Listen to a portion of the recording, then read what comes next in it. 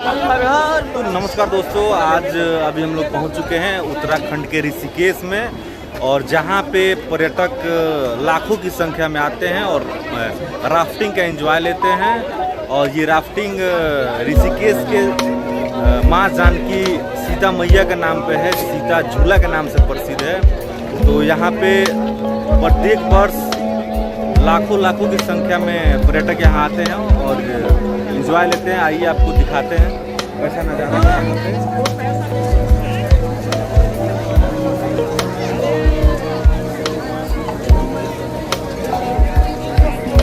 और आप सभी को पता भी होगा कि उत्तराखंड देवभूमि के नाम से जाना जाता है, और यहाँ पे अगर आप आते हैं तो एंजॉयमेंट के साथ साथ कई सारे तीर्थ स्थल हैं, उसका भी आप